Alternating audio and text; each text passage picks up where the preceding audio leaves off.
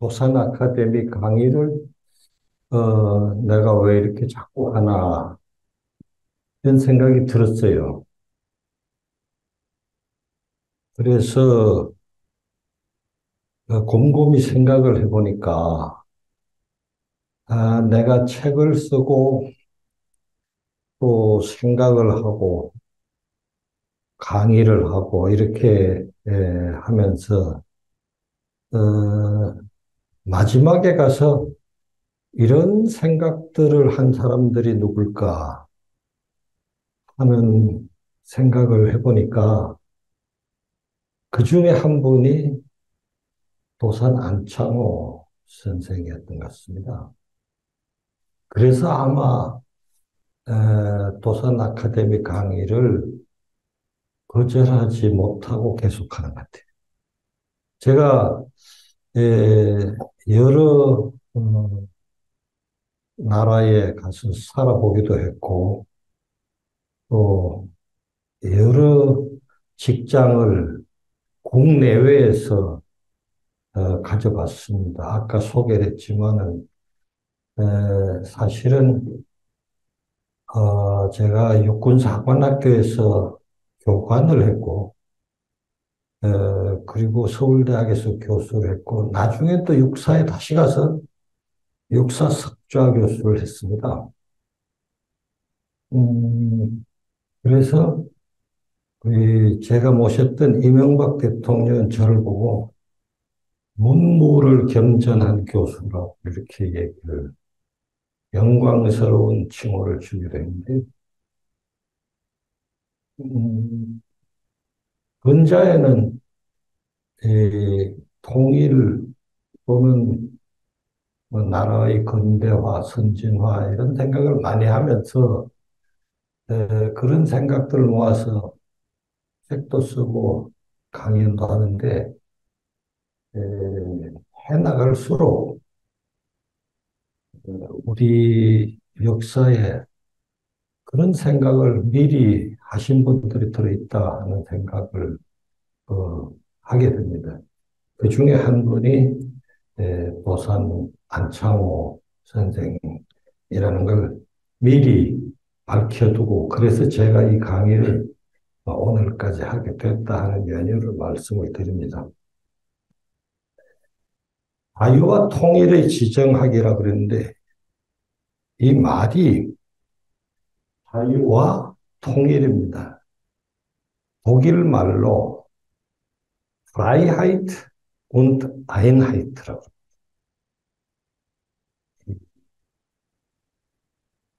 1832년에 함바하라는 곳에서 독일의 영주들이 다 모였어요. 당시 이제 나폴레온의 점령 하에서 독일이 주권을 제한당하고 영주들이 정치적인 자주를 위해서 노력할 때인데 정치적 결산은 못하게 돼 있으니까 축제를 빙자해서 함바하라는 곳에 모여가지고 몇 날 며칠을 낮에는 춤을 추고 마시고 놀고 축제죠. 저녁에는 회의를 했습니다. 그리고 사실은 비밀 회의를 한 거죠. 자, 독일은 어떻게 하느냐? 그래가지고 내린 결론이 바로 Freiheit und Einheit. 우리는 자유를 원한다. 그리고 우리는 통일을 원한다. 이게 결론이었습니다. 그런데 그 Freiheit und Einheit의 다음 말이 더 중요합니다. 우리는 자유를 원하고 통일을 원하지만은 자유가 없는 통일을 원하지 않는다. 우리는 자유가 있는 통일을 원한다. 이런 결론을 냈습니다. 이게 1830년대니까 1945년에 와서 반쪽만 자유를 얻었어요. 서독만. 그리고 1990년에 와서 비로소 자유와 통일을 얻어냈습니다. 몇 년이 걸렸습니까? 160년의 오랜 투쟁 끝에 그동안에 바이마르 공화국도 거쳤고,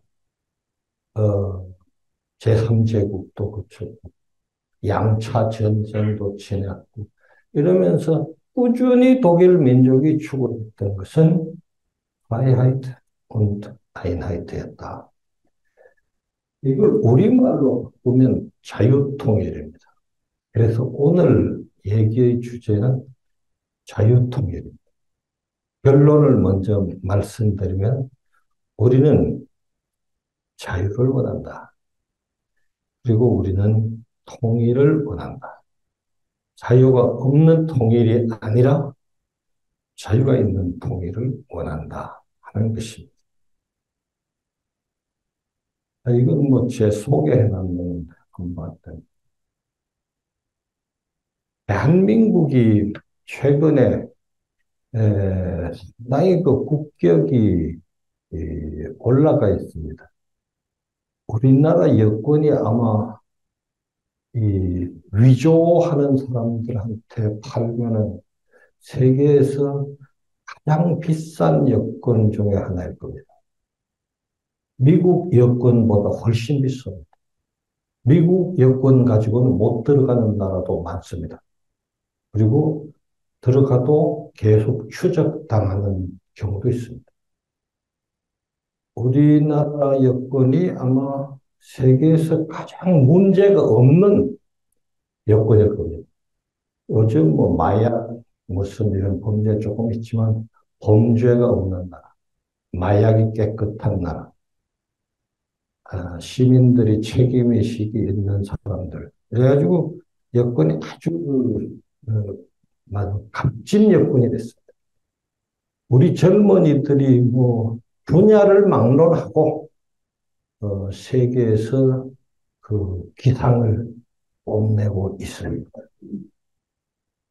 이렇게 해서 국민이 어깨를 쭉 펴고 살게 됐어요. 제가 생각해 보니까 제 선친이 바로 그러니까 아버지가 일제시대에 사범학교를 나왔어요. 그러니까 내가 바뀌지도 않은 거예요. 저는 해방 후에 태어났습니다만 바로 한 대 만에 주권도 없이 여권도 없던 사람들이 불과 한 대 만에 세계에서 가장 어깨를 딱 펴고 여권을 내는 나라가 됐다. 더구나 최근에는 G7, G20 회의에 가서 스피치를 하고, 제가 정부에 있을 때는 해가지고 정상회의에서 50여 개국의 정상을 서울로 불러서 의장을 하기도 했습니다. 대통령이. 최근에는 나토에까지 가서 대통령이 연설을 하기에 이르렀습니다. 국격이 높아진 거죠. 텔레비전 뉴스를 보면 이런 나라가 곧 어떻게 결단이 나는 거 아니냐 싶지만은 긴 역사의 호흡으로 보면은 상당히 나라가 당당한 나라가 됐다. 그것을 우리 줄여서 대한민국이 산업화와 민주화에 성공했다. 이렇게 말합니다. 그것도 단기간 안에. 제가 세계지리학회의 사무총장을 6년을 했습니다. 그 기간 중에 서울에서도 세계지리학 대회를 했는데 3천여 명의 세계지리학자들이 와서 한 달 동안 한국의 구석구석을 답사하면서 학술회의를 했습니다. 그 사람들이 나를 만나서 하는 말이 유 교수, 우리 교과서를 바꿔 써야 되겠다. 이렇게 얘기를 합니다. 무슨 말인고 하면은 기존의 지리 교과서에는 식민지였다가 선진국이 된 나라가 없습니다. 선진국은 처음부터 선진국이었고 아니면은 남의 나라를 식민지화해서 자원과 인력을 수탈해서 선진국이 된. 그런데 세계사에 유일하게 식민 통치를 겪고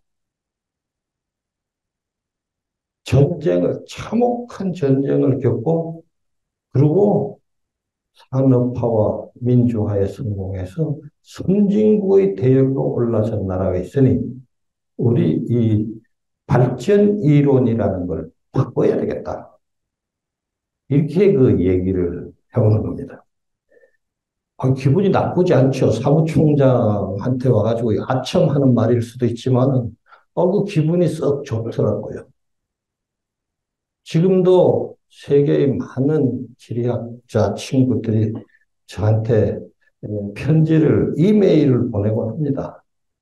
한국이 이런 걸 잘하고 있다며, 한국이 자랑스럽다. 최근에 와서 또 막 걱정된다 이런 것도 들어옵니다만은 대체로 한국에 대해서 칭송하는 편지를 많이 보내옵니다. 왜 이렇게 됐을까? 무엇이 우리를 교과서를 바꾸어 쓰게 만들었을까? 제가 다시 도산 안창호 선생의 시대로 돌아가 보면은 당시에 우리 국민에게 깨칠 것을, 깨어날 것을 요구하면서 실제로 몸으로 가르치고 그리고 실천하고 했던 분이 대표적으로 두 분만 들면은 내가 도산 안창호 선생과 이승만 대통령 들 수 있습니다. 한국인들이 이렇게 이른바 기적을 이루어내는데 많은 요인들이 결합이 돼 있을 겁니다. 그 중에 제일 잘한 일이 뭐겠느냐? 저는 대한민국 건국 당시에 자유민주주의를 체제로 택한 것이라고 생각합니다. 제가 서울대 교무처장을 할 때 헝가리를 갔는데 헝가리 부다페스트 공과대학 명문대학입니다. 노벨상 수상자도 내고 이런 명문대학인데 그 총장을 만났어요. 그래가지고 이제 저녁을 같이 먹게 됐는데 인사치레로 총장님 내가 오늘 부다페스트 구경을 하면서 박물관에도 들어가 보고 미술관에도 들어가 봤는데 헝가리가 그 대단한 나라더라고요. 작은 나라가 아니라는 생각이 들었습니다. 이랬어요. 그랬더니 이 총장이 말이죠. 정색을 하는 유교수 무슨 말씀을 그렇게 하시오. 헝가리는 전 유럽을 석권한 대제국이었다고요. 대제국이었다고. 이렇게 말하면서 그런데 줄을 두 번 잘못 서는 바람에 오늘날 이렇게 작은 후진국이 돼 있지만 헝가리는 작은 나라가 아닙니다.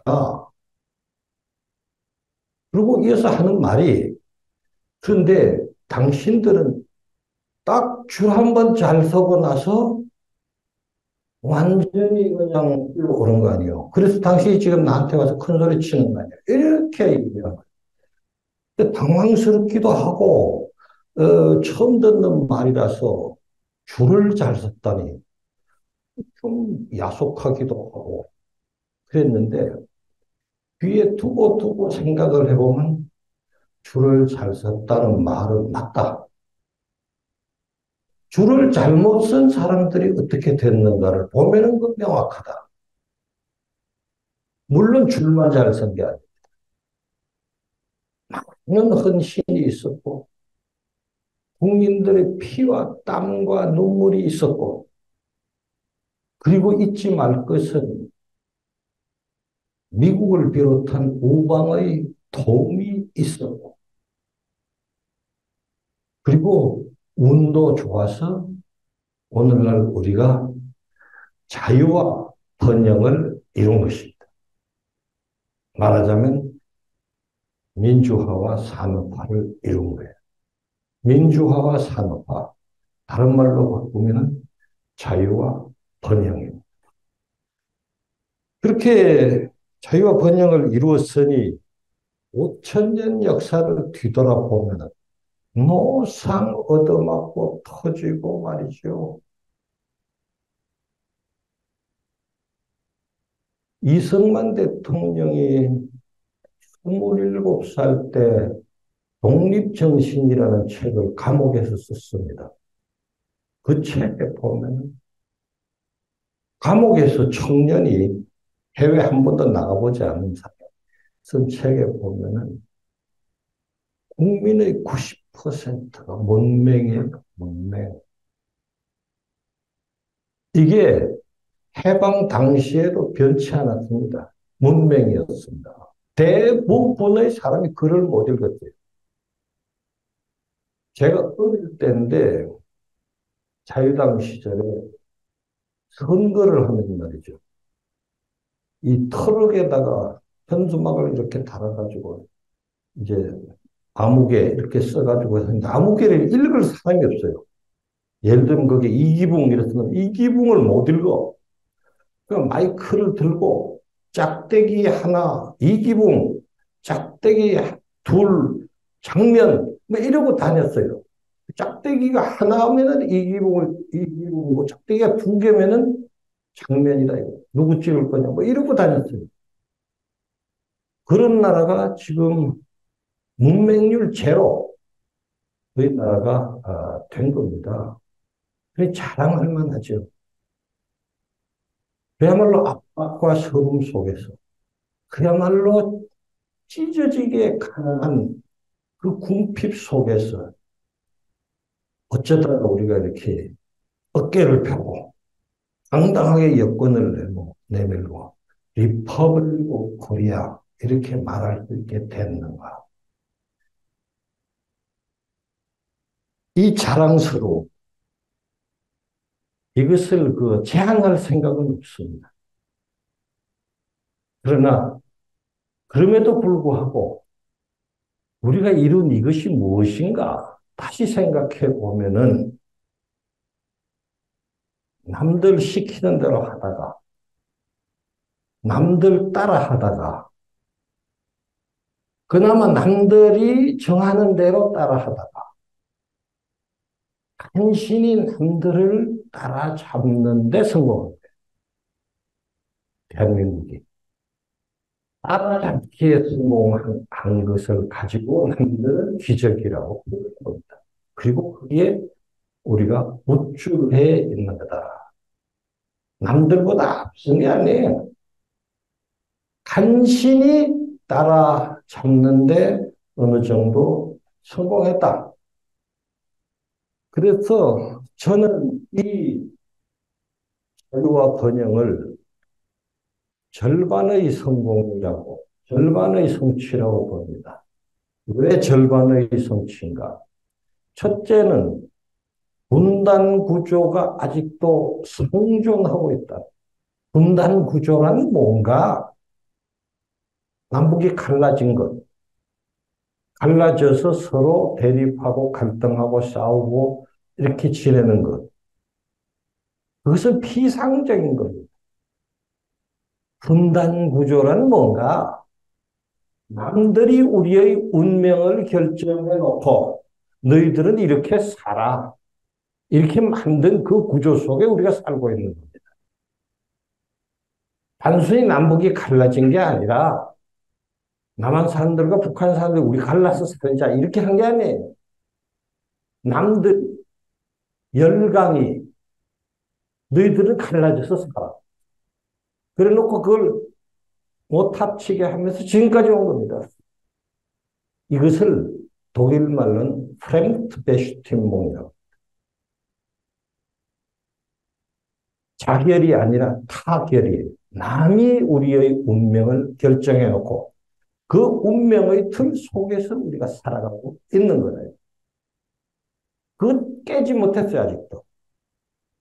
그래 놓고 우리가 자유와 번영에 대해서 묵줄대 봤자 별거 아니다.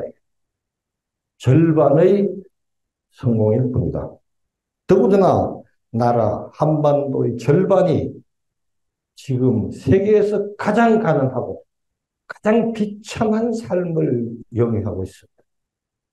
이래놓고 반쪽이 세계에서 가장 비참한 삶을 살고 있는데 우리가 우쭐 해가지고 말이지. 이게 맞느냐? 절반의 성취에 불과하다. 또 이 절반의 성취가 그러면은 상당히 안정적이야. 그렇지 못합니다. 우선 국제적으로 보면은 여러분들 다 아시다시피 글자 그대로 미증유의 도전에 직면해 있습니다. 미증유란 뭐냐? 지금까지 한 번도 경험해 보지 못한 거대한 도전들이 몰려오고 있어요. 뭐 아까 제4차 산업혁명에 대해서 얘기한 걸 들었는데 디지털리제이션, 기후변화, 민주주의 위기, 거기다가 동아시아에서는 혐오하고 있는 신냉전 체제, 북한의 핵무기 개발, 뭐 이런 것들이 어느 하나도 과거에 경험해 본 적도 없고 만만하게 해결될 수 있는 것들이 아닙니다. 안으로 보면은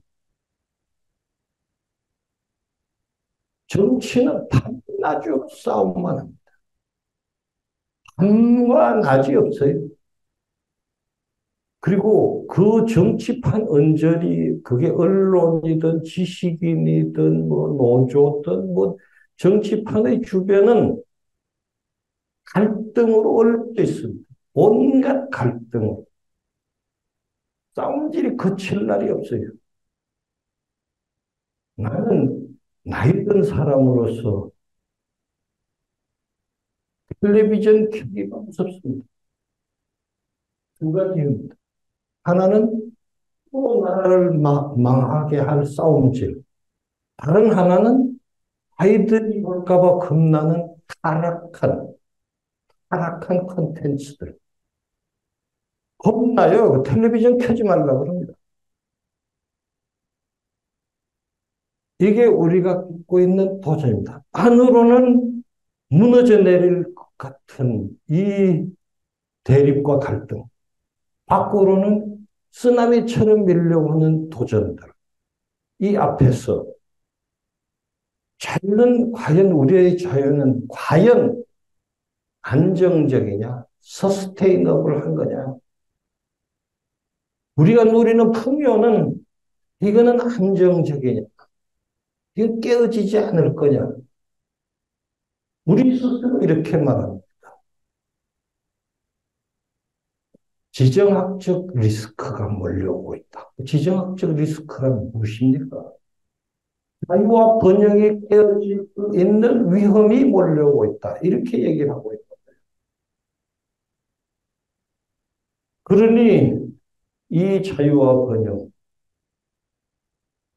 절반의 성취라는 제 말이 많이 틀리지 않을 겁니다.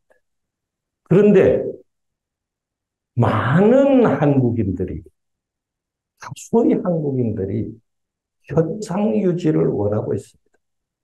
이대로 좋아. 우리 지금 잘 살고 있죠. 뭐 자꾸 바꾸려고 그러지. 이대로 좋다.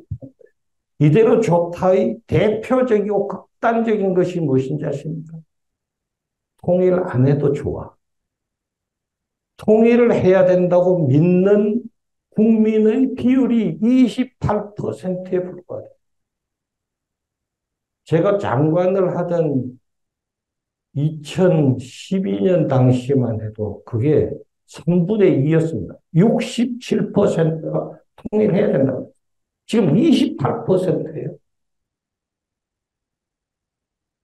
불과 10년 사이에 우리 국민이 통일 안 해도 이대로 차는 크고 호주머니에는 좋은 핸드폰이 들고 밤낮으로 잘 먹고 있고 이거 평화라고 그러잖아. 평화. 시끄러. 우리 잘 살고 있어. 이 현상유지의 이 함정이 우리 국민 모두가 그 트랩에 빠져 있는 이게 계속 유지될 것이다. 라는 전제하에 이거 괜찮아. 이렇게 돼 있어요. 이게 계속 유지된다는 보장은 어디에도 없습니다. 물론 강대국들은 현상 유지하고 싶어요. 자기들이 이익을 취하는 체제니까.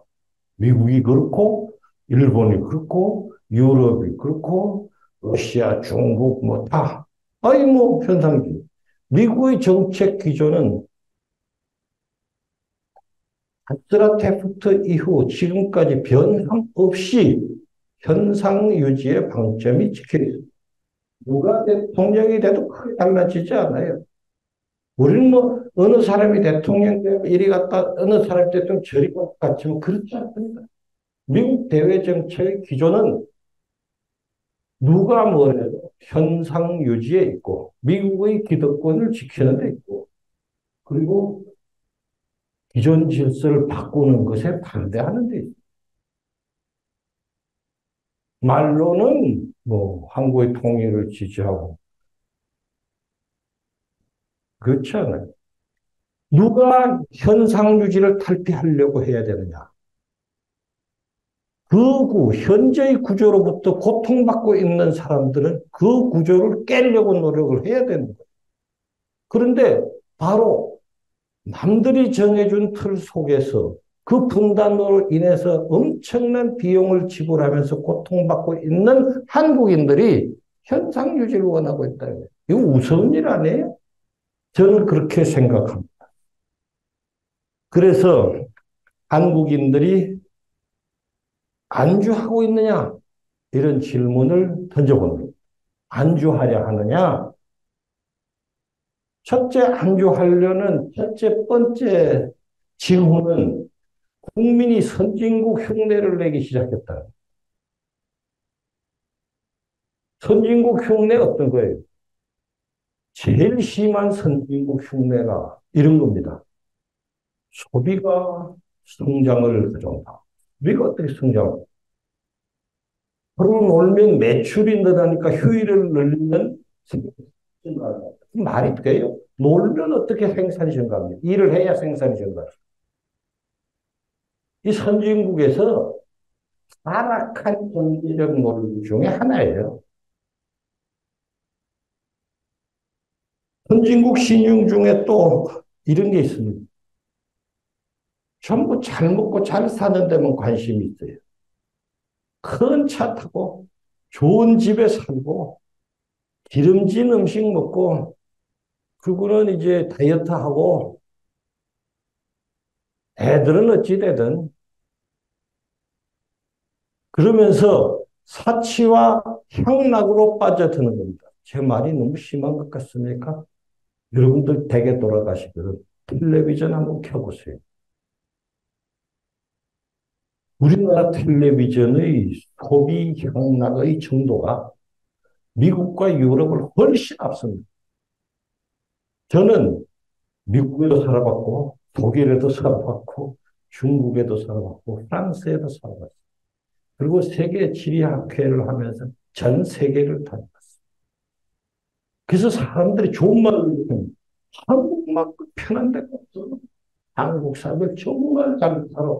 정말 잘 사는 게 아니고 잘 사는 신용을 하고 있는 거죠.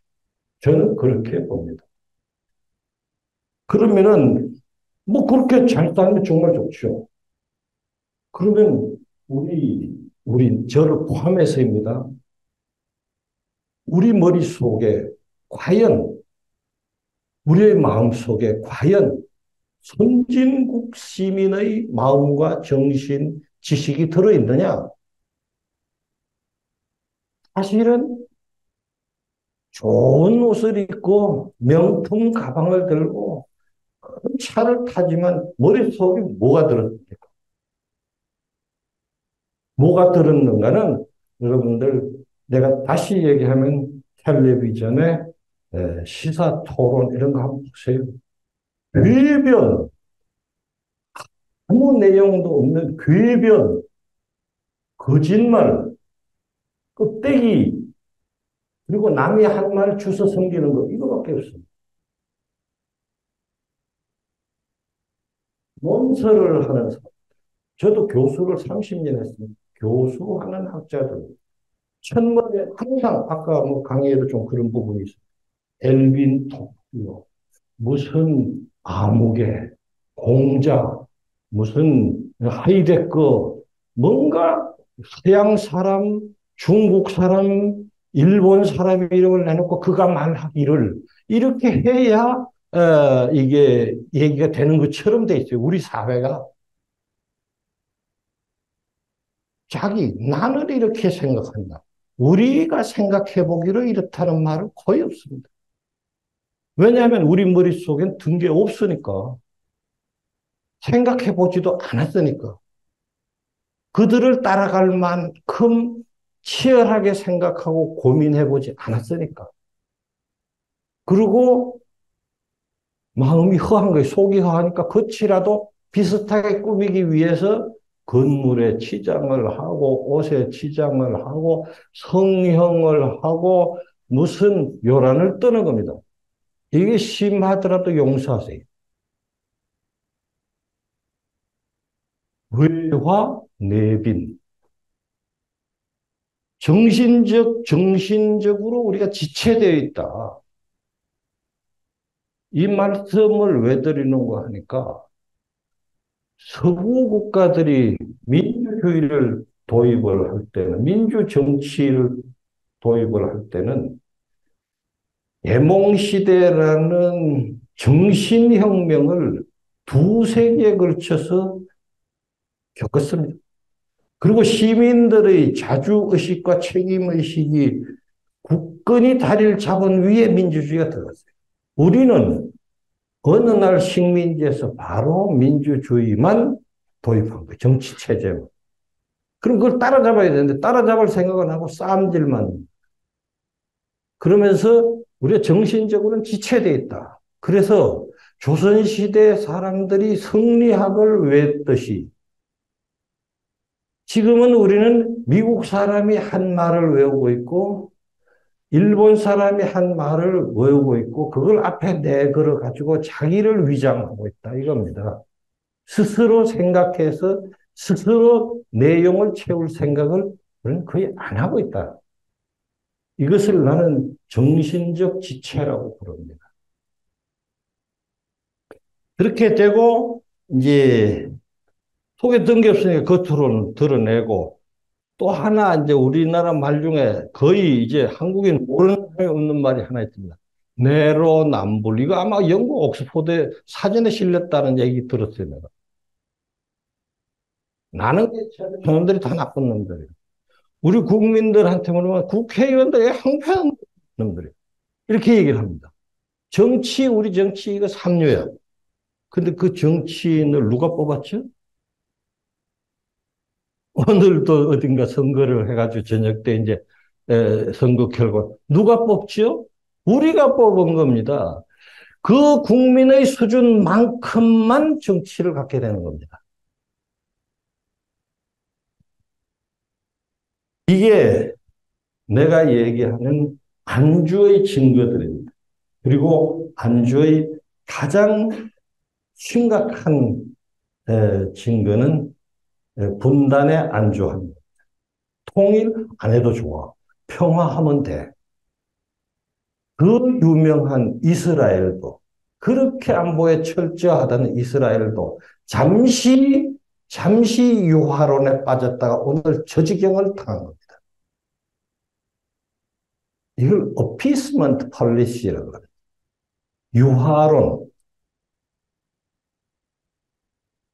2차 대전 때 영국 총리가 에, 히틀러하고 회담해가지고 이제 평화 회담에 성공했다고 공항에 내리면서 만세 부르고 이런 게 있습니다.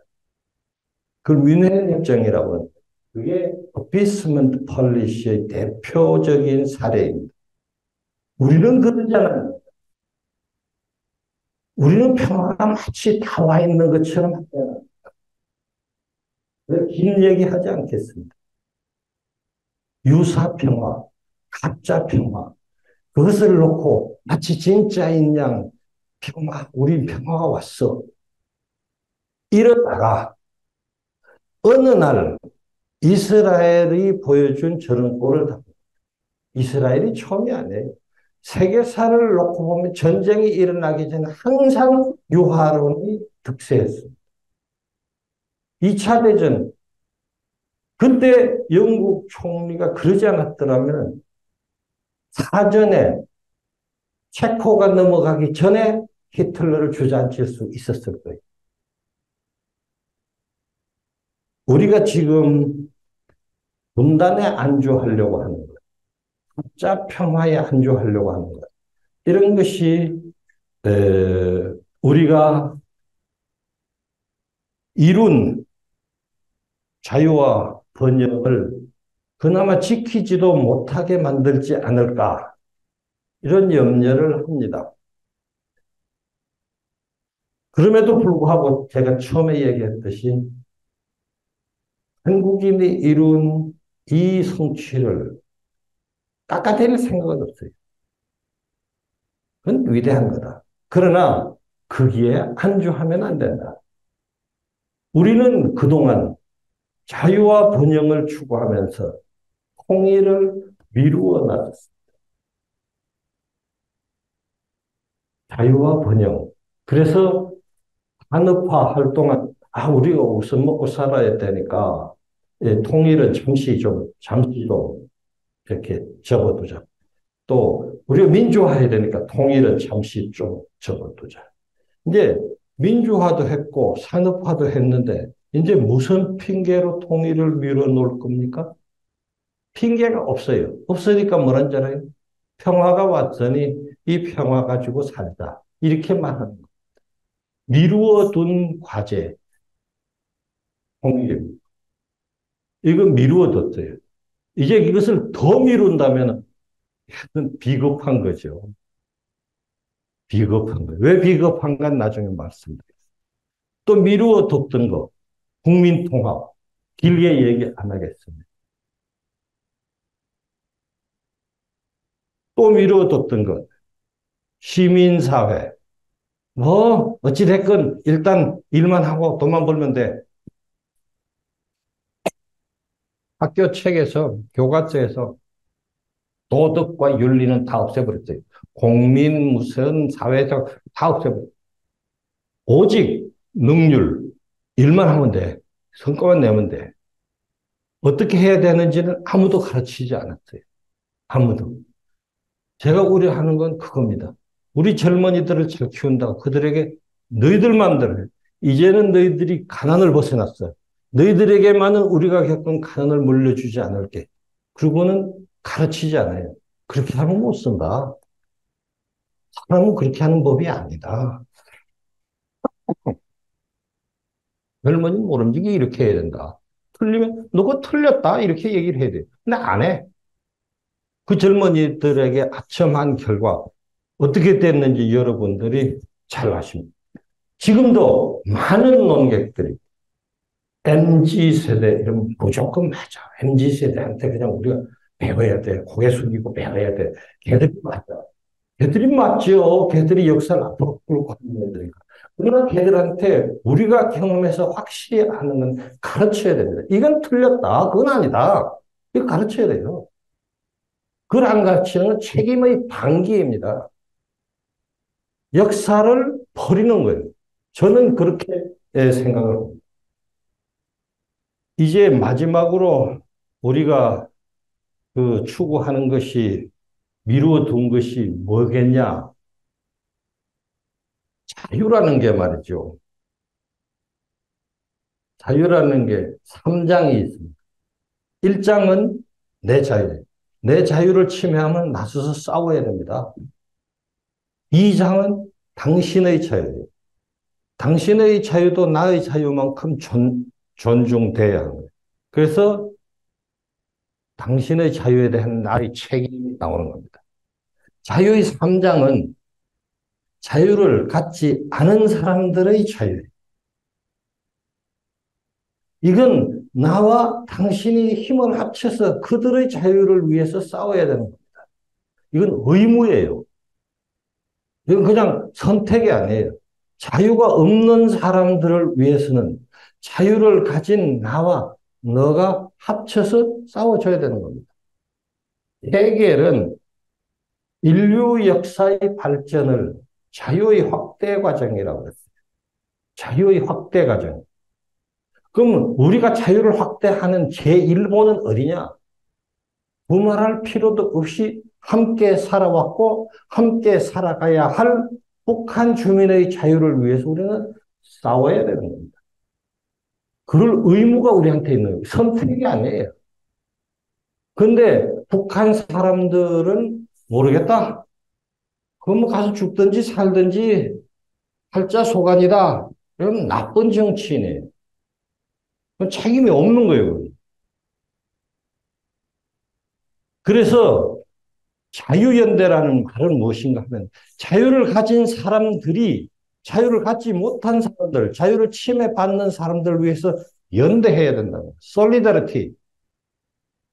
솔리다리티라고. 내가 북한 주민들을 위해서 안타깝게 생각하는 건 뭔지 아십니까?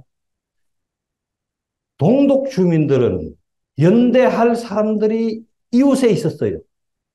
Solidarity with Poland. 폴란드와 연대해요. 체코와 연대하고 헝가리와 연대하고 오스트리아와 연대해서 그들은 통일을 이루어 나갑니다. 북한 주민들은 연대를 하려고 보니까 이웃에 헝가리도 체코도 폴란드도 오스트리아도 없어. 있는 게 중국하고 러시아밖에 없어요. 국경을 맞댄 게. 이게 북한 주민들이 처한 매우 어려운 상황. 독일이 통일할 때 통일을 위해서 자유를 달라. 통일을 하겠다. 이렇게 외치면서 베를린 장벽을 무너뜨린 사람들이 있었는가 하면은 자유를 찾아서 헝가리, 체코, 폴란드, 오스트리아, 심지어 이태리까지 가서 서방으로 가는 교통편을 이용해서 서독으로 도망간 사람들이 수십만에 이르렀어요. 그 몇 달 동안에. 견딜 수가 없었던 거예요, 동독 정부가. 근데 북한 사람들은 그렇게 연대할 이웃이 없는 거예요. 이웃이 있다는 게 더 나쁜 친구들밖에 없는 거예요. 이 연대. 그렇다면 우리가 지는 연대의 책임은 더 크다. 서독 사람들이 동독에 대해서 지는 책임보다도 더 크다. 자유연대란 그런 것입니다. 마지막으로 그러면은 우리가 어떤 비전을 가져야 되느냐? 자유도 얻어냈고 번영도 이루었으면 이제 앞으로의 비전은 뭐냐 이거예요. 제가 여기 몇 가지 차례대로 네 가지를 드러났는데 뭐 꼭 순서가 있다기보다도 이렇습니다. 제가 제일 먼저 생각하는 비전은 해야 될 일은 도산 선생 얘기하신 거예요. 이승만 대통령이 얘기하신 거예요. 자주 주인정신. 내가 내 운명의 주인이라는 걸 자각해 깨쳐야 한다. 핑계대지 말고 남한테 기대려고 하지 말고 내가 나의 주인임을 명확히 해야 된다 하는 겁니다. 우리가 그럼 우리 주인이지. 우리 거 하나라도 뺏어가면 가만둬? 사실이 그렇습니다. 그런데 북한이 핵무기를 개발해서 헌법에다가 선제 공격을 명시할 만큼 이제 도발적이 됐어요. 그게 굉장한 위협이거든요. 핵무기라는 게 우리가, 제가 며칠 전에 일부러 히로시마에 가서 그 원폭 도움을 봤어요. 일부러 가서 봤어요. 원폭이라는 게 이게 무서운 겁니다. 무서운 정도가 아니에요. 모든 것을 아무것도 없게 만드는 황폐화시키는 폭탄이에요. 그걸 개발해가지고 선제 공격하겠다고 하는 마당에 정치인들과 지식인들에게 묻습니다. 어떻게 해야 되느냐? 저 북한 핵무기 개발한다는데.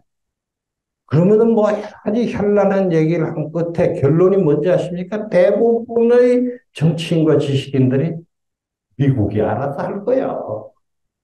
그겁니다.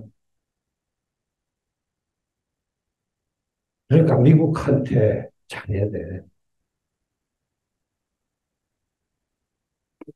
양효가 났을 때, 강화에 서양 선박들이 쳐들어왔을 때, 조정에서 이거 어떻게 하지?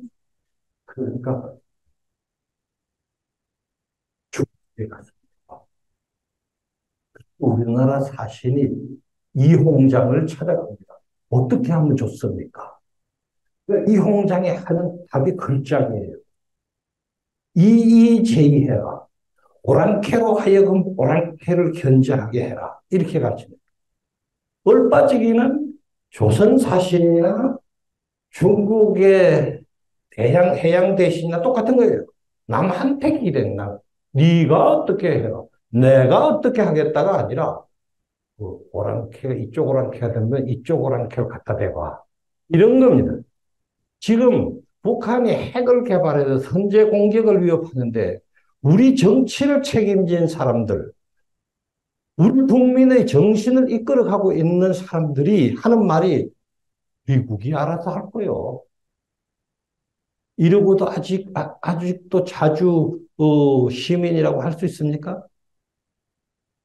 스스로 자기 운명을 스스로 결정할 수 있을 만큼 스스로 생각하고 스스로 노력하는 자세. 이거를 진정 가졌을 때 비로소 독립국입니다. 그렇게 하고 우리가 이렇게 하려 하는데 힘이 이게 부족하고 이 물건이 부족하니까 좀 도와주라. 우리는 너 도와줄 테니까. 이렇게 하는 것이 독립국이지. 아니 가장 큰 위험을 놓고 미국이 알아서 할 것. 미국은 물론 굉장히 우리를 많이 도왔고 지금도 가장 중요한 나라고 많이 돕고 있습니다. 그러나 우리 운명을 우리 지도자들이 미국이 알아서 할 거라고 하면 되겠습니까? 이게 지도자와 지식인이 글을 짓는데 일반 백성이 하물며 그렇게 생각하는 게 조금 더 이상하지 않죠? 아무도 걱정 안 합니다. 여러분도 거리에 나가서 물으면 북한 핵무기 어떠면 아니 그걸 뭐 내가 어떻게 나라도 못하는 일을 미국이 알아서 하겠지. 중국이 설마 가만두겠어? 일본도 그렇게 되면 위험한데 일본도 가만히 있을걸? 뭐 이런 정도입니다. 되게 얘기가. 남이 결정하는 거예요. 타결, 셀프 베스티몽이라고 해서 셀프 베스티몽, 자결로 가야 된다. 내가 결정해야 된다. 그러려면 스스로 생각해야 된다. 이거를 바꿔나가야 된다. 이거를 계속 강조한 분이 누군가? 도산 안창호 선생입니다. 여러분도 도산, 연설문 도산 글을 잘 읽어보세요. 큰 흐름이 전부 이겁니다. 스스로 주인 정신을 가지고 스스로 생각하고 스스로 책임있게 행동해라. 아직도 우리 이러고 있는 거예요. 두 번째는 통일해야 된다는 거. 우리 비전. 국가 전략의, 국가 정책의 제일 위에 자유민주 통일을 갖다 놔야 되는 명시적으로 헌법이 명령하고 있는 거예요. 그래야 뭔가 동력이 안에서 생기고 이웃나라도 돕고 북한 주민들도 희망을 갖게 된다. 명시적으로. 나는 우리 윤 대통령이 자유를 강조하는 거 굉장히 좋다고 봅니다. 예, 맞고 옳고. 근데 그것이 한 걸음 더 나가서 자유 통일을 국정 지표의 맨 위에 갖다 놔야 비로소 그 자유에 대한 강조가 내실을 갖는다. 의미를 갖는다. 그렇게 생각합니다. 그렇게 해서 만약에 빠른 시일 내에 우리가 자유 통일할 수 있다면, 북한에 자유를 넣을 수 있다면, 그러면은 이게 단지 한반도의 통일에 그치지 않을 것이다. 동독이 자유화되면서 동구권이 자유화됐습니다. 그리고 구소련이 무너졌습니다. 한반도의 자유통일은 반도의 통일에서 끝나지 않는다. 나는 이 바람이 대륙의 자유화로 간다고 봅니다. 또 그렇게 하도록 우리가 노력해야 된다. 그런 비전을 가져야 된다. 파도는 이렇게 얘기했습니다. 언젠가 다시 등불이 켜지는 날, 코리아는 대륙의 등불이 될 것이다. 대륙을 비추는 등불이 될 것이다. 무슨 말인지 아시겠습니까? 이런 뜻입니다. 반도가 자유화돼서 반도의 자유의 빛이 비치게 될 때 아시아 대륙이 자유화될 수 있다. 한국인들은 그런 비전을 가져야 한다. 이거.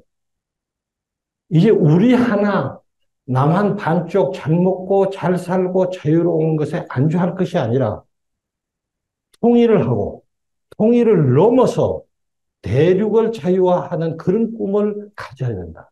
그런 꿈을 우리 아이들한테, 우리 젊은이들한테 심어줘야 된다. 그리고 그렇게 됐을 때 아시아의 대륙의 등불이 돼서 아시아가 자유화했을 때 한반도는 비로소 새로운 문명을 창출하는 중심이 될 수 있을 것이다. 중심이라 그러니까 그거 되겠어? 옛날에 동북아 중심 그거 말도 안 된다. 그냥은 안 돼요. 우리가 뭔가 세계사에 공헌을 해야 된다. 공헌을. 그 공헌은 우리 스스로 자유통일하고 아시아 대륙을 자유화시켰을 때 아시아에서 유럽과 아메리카, 아프리카에서 문물이 한반도로 들어오고 한반도에서 다시 용융되어서 세계로 나갈 수가 있게 된다. 나는 그런 저력이 있다고 생각합니다. 우리 젊은이들이 오늘날 이런 많은 제약 속에서도 그들의 잠재력을 세계 곳곳에서 과학기술부터 예술, 문화에 이르기까지 펼쳐내는 것을 보면 충분히 그렇게 할 저력이 있다고 생각해요. 그리고 반도라는 땅은 원래 그런 땅입니다. 내가 여기서 더 긴 얘기를 하기가 어렵지만은 반도는 외세가 들어오기에 좋다고만 늘 얘기하지만 뒤집어 보세요, 뭔가. 우리가 외국의 문물을, 바깥의 문물을 받아들이고 그것을 내보내기에 좋은 땅입니다. 우리가 대륙으로도 나갈 수 있고 해양으로도 나갈 수 있는 좋은 위치에 있습니다. 이게 저희 그냥 개인적인 희망사항이 아닙니다. 로마는 반도를 토대로 대제국을 건설했고 에스파냐는 이베리아 반도를 토대로 지구를 식민지화했습니다. 지구의 3분의 1을. 스칸디나비아는 그 얼음과 바위 덩어리의 반도에 세계 최고의 복지국가를 건설했습니다. 플로리다, 캘리포니아는 천당 밑에 있다고 합니다. 반도가 나쁜 땅이 아니에요.